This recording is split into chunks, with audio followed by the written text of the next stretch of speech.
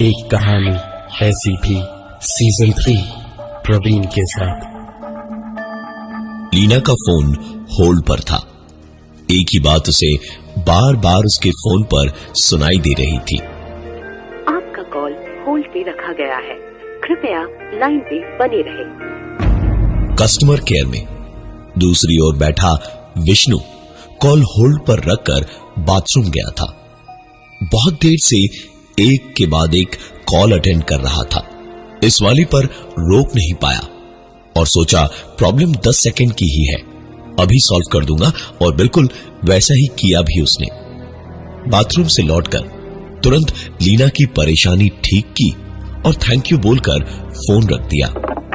लेकिन लीना अच्छी लग गई थी उसे। डेटाबेस में फोटो देख के ही विष्णु खुश था। सोचा यहां से अभी फोन नहीं करेगा। रात को घर के लिए निकला तो भी अपने मोबाइल से फोन ना करके एक टेलीफोन बूथ दिखाई दिया, वहां से फोन मिलाया और लीना के उठाते ही बात बड़ी हिचकिचाहट के साथ शुरू की।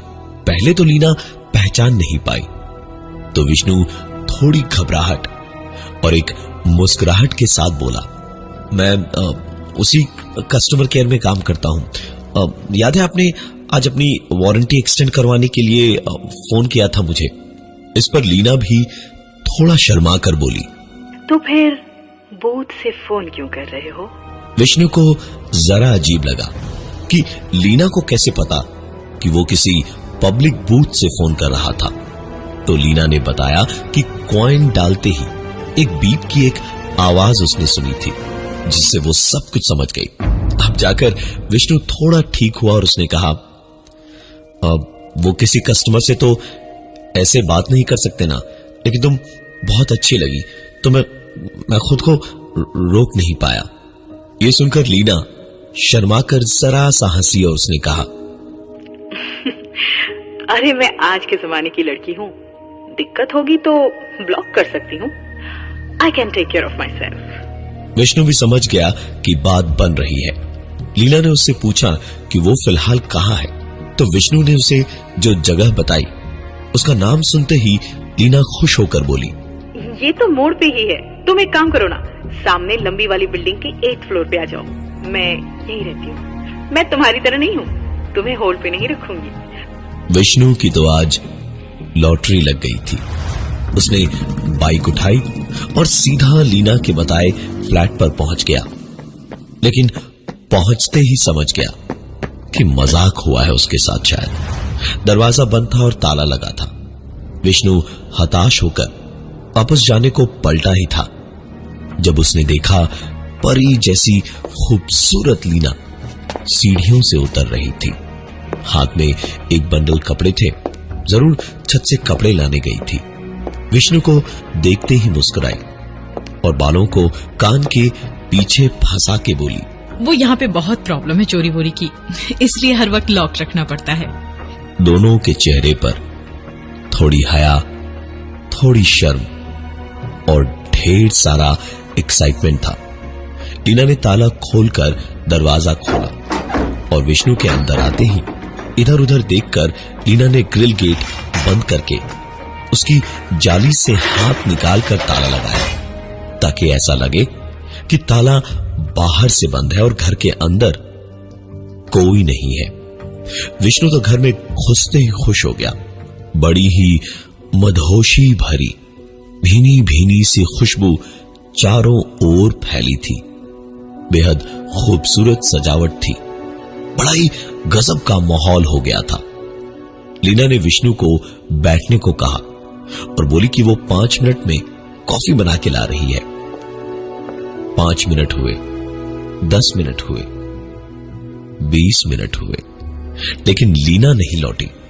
विष्णु ने 2-3 आवाजें लगाई उसे, लेकिन जब कोई जवाब नहीं मिला तो वो उठा और अंदर की ओर जाने को बढ़ा। और जैसे ही दूसरे कमरे में विष्णु ने पैर रखा तो उसे अपनी आंखों पर यकीन नहीं हुआ। सामने मकड़ी के जाले लगे थे, फर्नीचर टूटा फूटा पड़ा था, दीवारें सीलन से खराब हो चुकी थी। चूहे, चिचुंदर और कुछ पंछी मर के सड़े पड़े थे।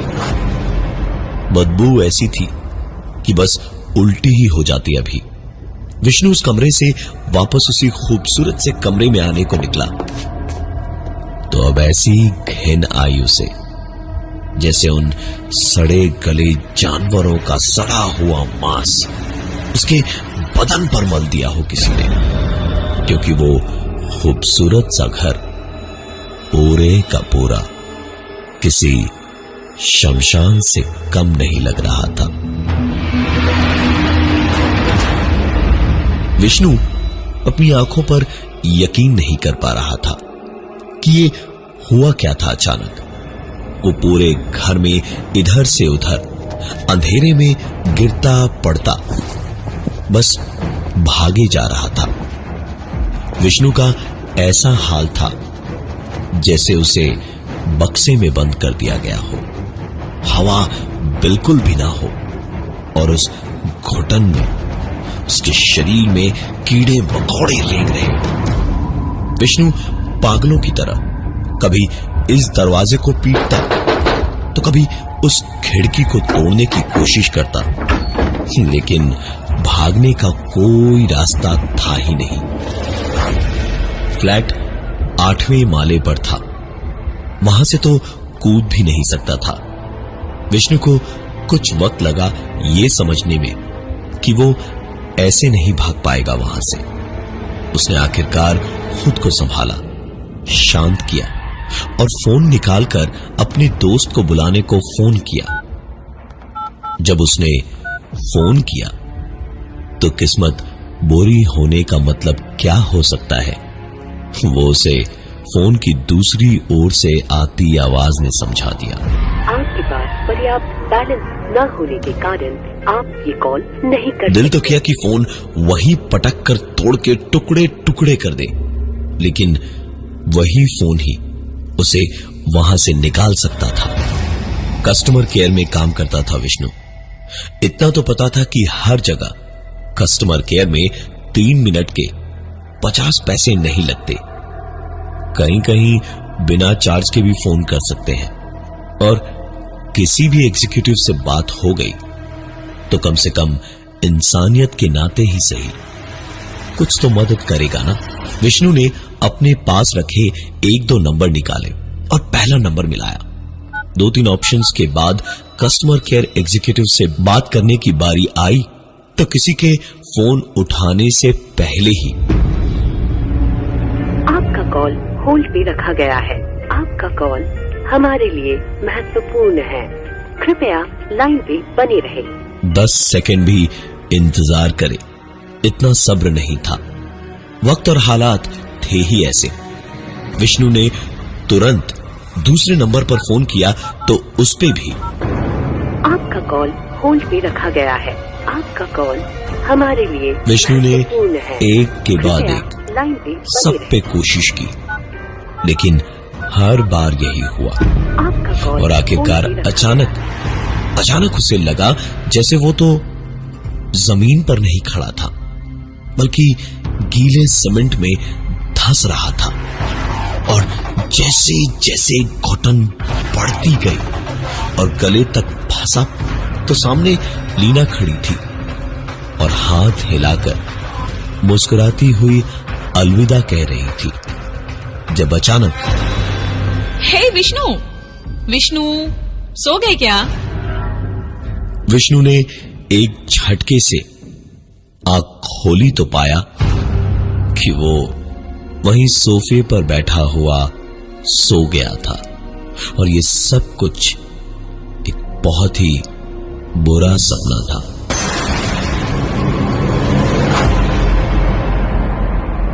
चाहकर भी 2 मिनट तक उठकर खड़ा तक नहीं हो पाया। वो लग रहा था जैसे वो सब कुछ सच देखा था और अब वापस जो सजावट और खूबसूरती देख रहा था वो सब कुछ एक झूठ था।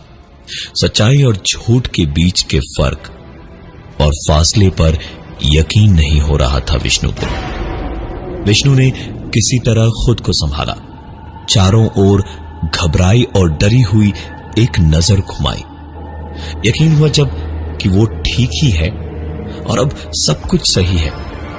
तब कहीं जाकर आखिरकार विष्णु उठकर खड़ा हुआ और लीना से कहा, अब क्या मैं तुम्हारा बाथरूम यूज कर सकता हूं? लीना ने मुस्कुराकर उसे बाथरूम का रास्ता दिखाया। विष्णु 2 कदम लड़खड़ाया और फिर बाथरूम जाकर मुंह पे पानी के छींटे तब तक मारता गया जब तक उसकी आंखों की नींद, हाथ पैरों की बेचैनी और दिल की घबराहट पूरी तरह ना निकल गई। आखिरकार एक राहत भरी सांस लेकर विष्णु ने बाथरूम से निकलने को बाथरूम का दरवाजा बस खोला भर था कि चारों ओर फिर से एक बार वही मंजर था, वही गंदी सी सीलन और लाशें सड़ने की बदबू, टूटा फूटा सामान, दीमक लगी लकड़ियां और एक अजीब सा अंधेरा।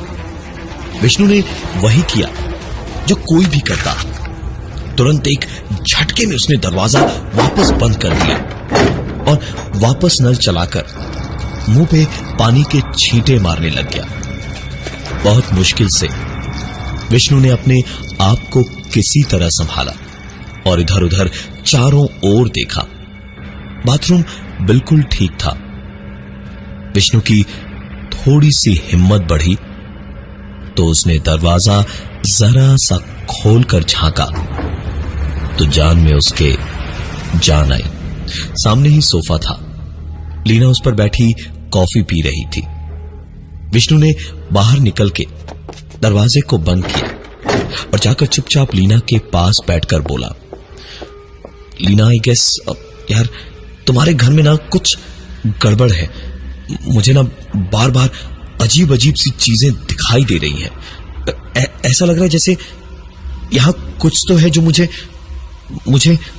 कोई नुकसान पहुंचाना चाहता है। लीना ने विष्णु को एक पल को घूरा और फिर उसकी आंखों में देखकर बोली कि शायद वो नशे में था। किसी ने उसे कुछ खिला पिला दिया है जिसकी वजह से ऐसी उल्टी सीधी चीजें सोच और देख रहा था वो। लीना ने आगे कहा, मैं तुम्हारे लिए नींबू पानी लेकर आती हूँ, तुम्हें बेहतर लगेगा। ओके? इतना कहकर लीना किचन की ओर चली गई नींबू पानी बनाने और एक बार फिर से 5 मिनट की जगह 10 से 15 मिनट हो गए पर लीना नहीं आई। विष्णु ने नजर घुमाकर देखा तो सब कुछ ठीक था। उसने खुद को एक बहुत ही जोर से चुटकी काटी, तब जाकर यकीन हुआ कि सब कुछ वो सही देख रहा है। विष्णु उठा और कमरे से बाहर धीमे धीमे कदमों से किचन की ओर गया तो किचन में कदम रखते ही विष्णु ने देखा चारों ओर फिर से वही शमशान जैसी खामोशी थी, वही लाशें सड़ने की बदबू थी और मौत का सन्नाटा चीख रहा था हर तरफ।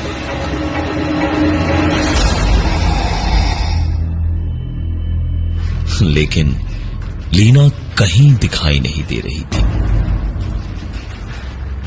विष्णु समझ चुका था कि यहां दाल में कुछ काला नहीं, पूरी की पूरी दाल ही काली है।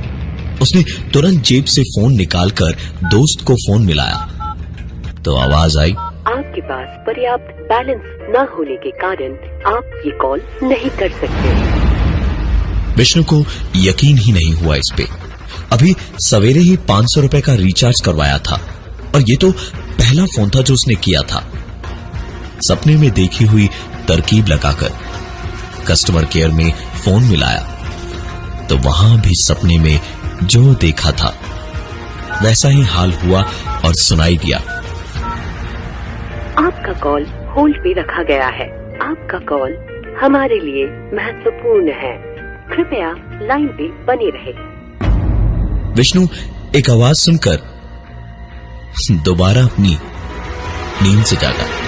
हे विष्णु, विष्णु, सो गए क्या? विष्णु को कुछ समझ नहीं आ रहा था कि ये हो क्या रहा था। एक ही चीज बार बार क्यों हो रही थी उसके साथ। वो किसी भी हालत में होता तो भी घूम फिर कर वापस ऐसे ही जाग रहा था।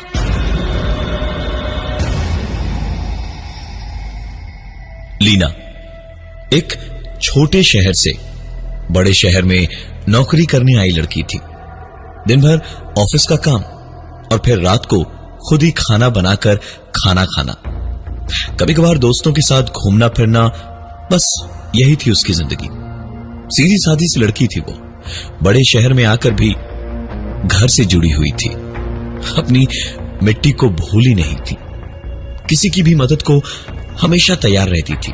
लंच के बाद वक्त देखकर अपने लैपटॉप के किसी काम के सिलसिले में कस्टमर केयर में उसने फोन किया था।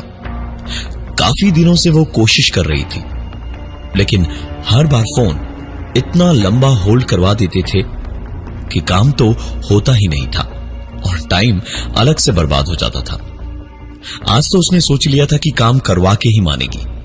फुटपाथ पर टहलते टहलते बात कर रही थी और कस्टमर केयर ने आदत के चलते फालतू में लीना की कॉल होल्ड पर डाल रखी थी।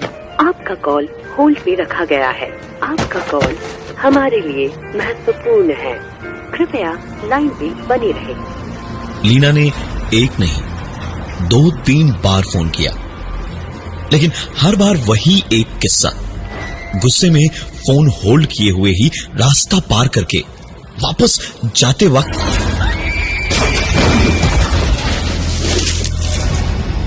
एक गाड़ी की टक्कर लगने से लीना की मौत हुई थी।